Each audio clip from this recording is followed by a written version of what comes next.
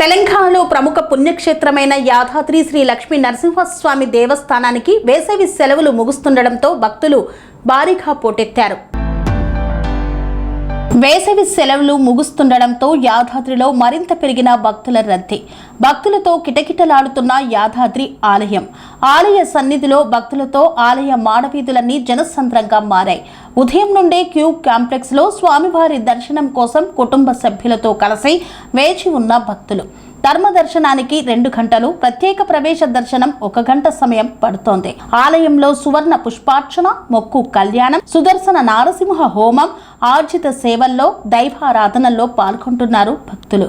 కొండ కింద ఆధ్యాత్మిక వాడలో గల వ్రత మండపం, పుష్కరిణి, కళ్యాణకట్ట, వాహనాల పార్కింగ్ వద్ద భక్తుల సందడి నెలకొంది. కొండపైకి 4 వీలర్ వాహనాలను భక్తుల రద్దీని దృష్టిలో ఉంచుకొని భక్తులు తమ వెంట తెచ్చుకున్న వాహనాలు పార్కింగ్ సౌకర్యం వెసులుబాటు బట్టి పైకి అనుమతిస్తున్నారు. ఆలయ యంత్రాంగం మరియు పోలీసు సిబ్బంది ఈ యొక్క నిర్వహణలో నిమగ్నమై ఉన్నారు.